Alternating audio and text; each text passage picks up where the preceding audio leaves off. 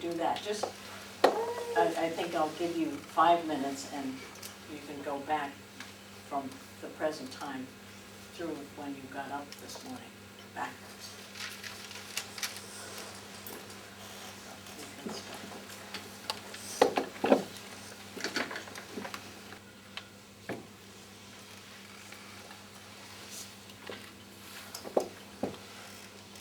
Did you get all the way to waking up this morning? Did you get there before the 5 minutes were up? Yeah. Not very long. Part of this exercise is anticipating how much time you have and how in depth you need to go to get that. So if you have 5 minutes to do, say, the last 3 or 4 hours, you learn very quickly how in detail each operation needs to be. On the other hand, it doesn't hurt if some part of it needs working on to spend the time on that. But in an ordinary day where nothing really momentous is happening, the exercise is one of just review. And that priority setting and timing is important. If it's been a very momentous day, then you may want to spend the time on the momentous parts if you have limited time, and not worry about the unmomentous parts. So this in itself is a priority exercise, and that's one of the things in our very distractible world, setting our priorities. It's really easy to just wash one more dish when your child really needs some attention, or just deciding what's really important to do today. And sometimes it isn't the dishes in the bed. It's good to have a rhythm for doing those things so that you don't live in a total mess, but it's also important to be able to quickly decide how important is that today, but also not be sucked into never making your bed because you're too busy, or never washing your dishes because you're too busy. Chances are you're fooling yourself about how busy you are. And in our world, it's kind of a status symbol to be really busy. You call somebody up and you ask them how they are, and they say, "Oh, I'm really busy." Instead of how well they are or how happy they are, it's how busy they are. So beware of these pitfalls. Are you really as busy? Everybody has the same 24 hours a day to get in what they need to do. And it's a matter of deciding what's really important and what you are going to get into that day.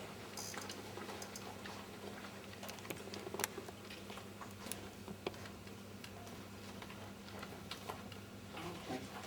Now, another thing that teachers do before they go to sleep at night, or they try to do before they go to sleep at night, is go through their whole class and visualize each child before they go into sleep. It doesn't have to be a lengthy process. It's just looking at each child, looking that child in the face in your imagination. And you can do that with your own children. Let's take just a couple of minutes to each of you visualize either your own children or if your children are grown, visualize them. If you don't have any children yet, you're probably working with children, so visualize some of those children. And I'll just take a couple of minutes for that.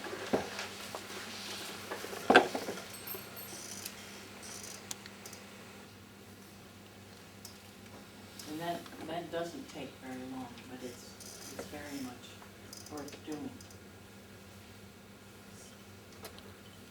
Now, there's one more exercise that I'd like to talk about, and you probably need to write something for this one. It's writing an affirmation for your child, which I found to be very helpful. And it's helpful for in any relationship, not just your relationship with your child. It's not something that you share with the child or the person, but it's an activity where you're working on yourself, and that working on yourself will change oftentimes the dynamics of a relationship. I learned this at the Edgar Cayce Foundation camp many years ago. There was a woman there named Charlene Strong who was a psychologist, and she taught us all this affirmation. And at the time, I was having a great deal of trouble with my second son. He is extremely like me, and we just couldn't get along at all. He didn't openly defy me. He would just poke and dawdle when I asked him to do anything, and it never got done. And it got so bad that I was asking his father to ask him to do things because I just wasn't able to deal with him at all.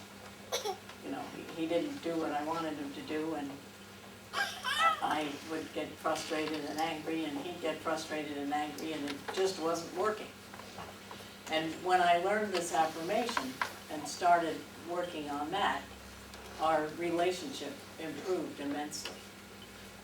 And he is the son that I live on the same property with. We're that close now. So you can really change relationships with this. It's a three-part, three-statement affirmation. The first one is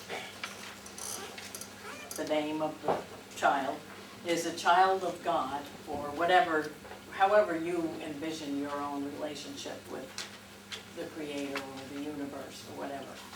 So it's basically a statement about yourself, but you're including this person in it. And I just said, Johnny is a child of God in mine. So take a half a minute to write that statement about the child you're choosing.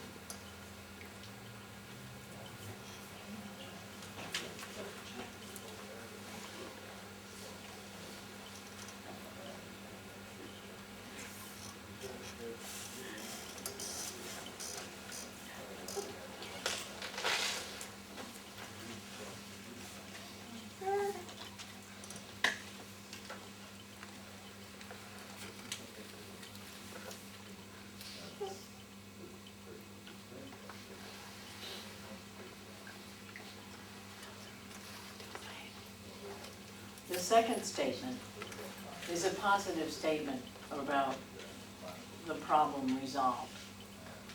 For instance, I see Johnny able to focus on the job at hand, or I see Susie playing happily with the other children. Whatever the problem is, state it as already solved.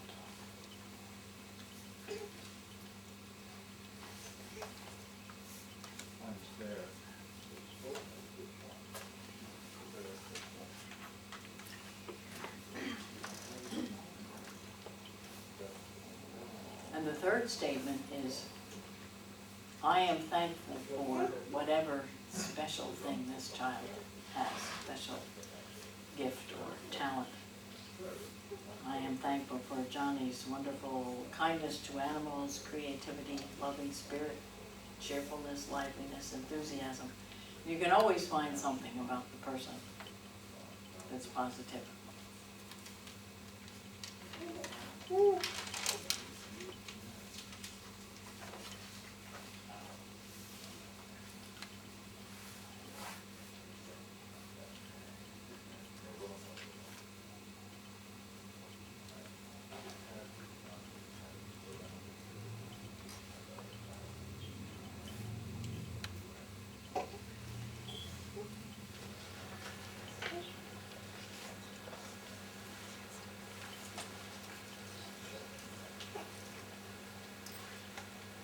Now, I've used this a lot in teaching also.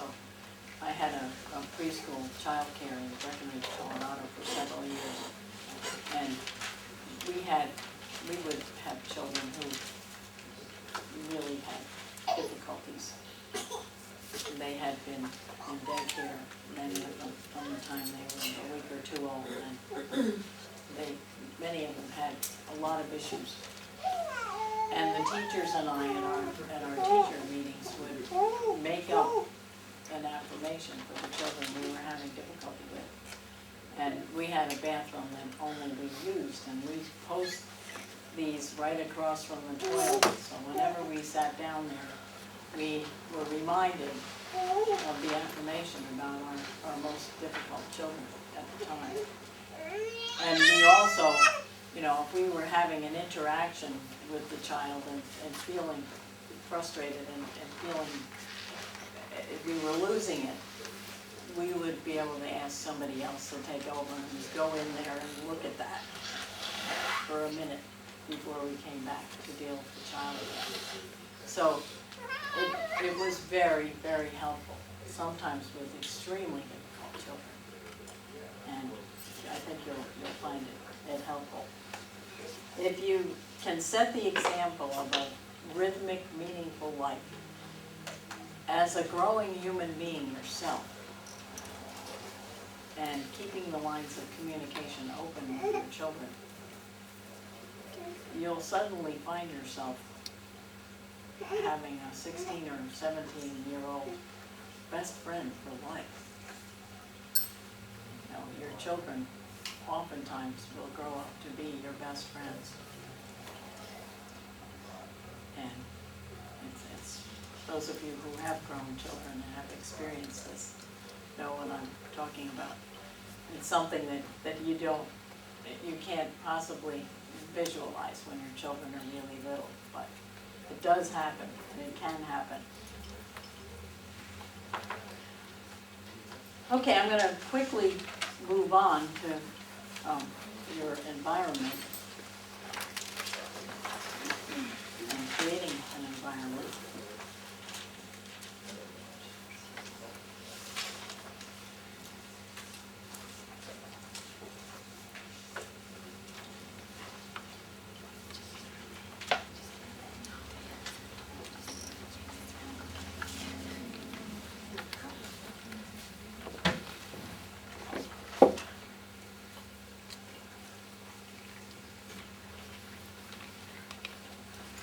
Just a quick little quote that I ran into. I don't even remember where I ran into it, actually. Oh, it was a lecture by Kim Payne, I think. And it's this: amateurs built the Ark, experts built the Titanic.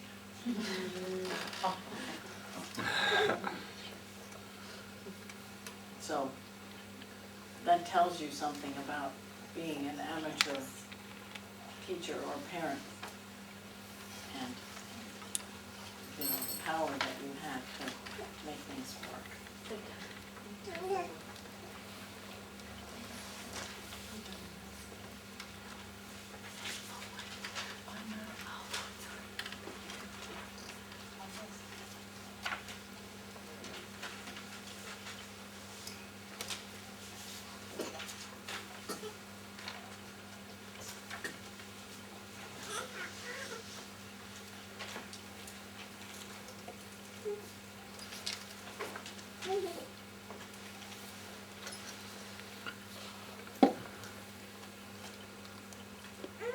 We talked a little bit yesterday about having a routine and a schedule and planning and having a rhythm to your life.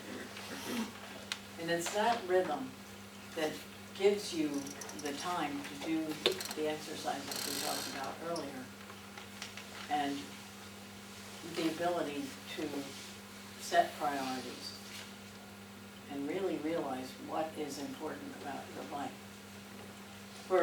For modern women, it's much more difficult.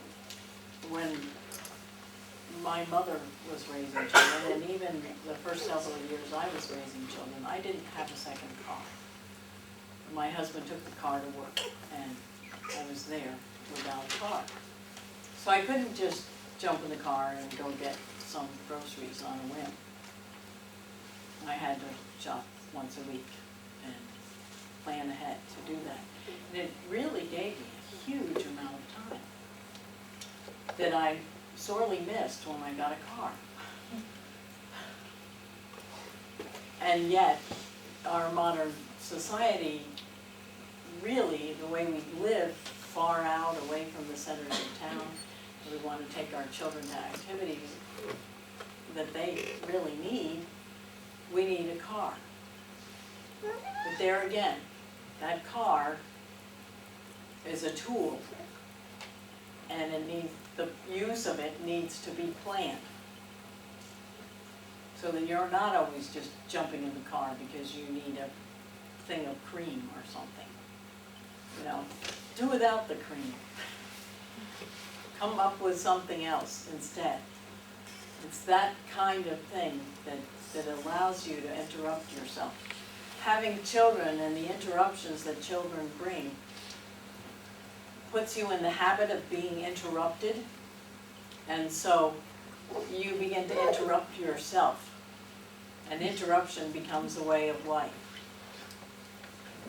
And if you can work with that, and even your children, you can say to them, you can't, an infant like that, when he needs to eat, he needs to eat. But at some point, when he's maybe 1.5 or 2 years old, you can say, I can't help you now, I'm busy. And that's okay. In my mother's day, when she had to wash all the diapers in the kitchen sink and rinse them, and she had a double sink, one was deeper than the other, and she'd go make them back and forth between the suds and the rinse, and then hang them out on a line, and they'd freeze dry in the winter time where we lived. She could not deal with my interrupting her all the time. She didn't have time to get down on the floor and play with me. So you can teach your child that interrupting somebody is not fair or polite. And in the same way, respect their need to be doing something. If they're really engaged in play, and you decide you want to go to the store for some cream and you have to take them along, that's a violation of their autonomy as a person who's doing their work. They're playing, they're doing their work. And so having a serene day that you're not jumping in and out of the car all day is a big step in the direction of having a serene, rhythmic life.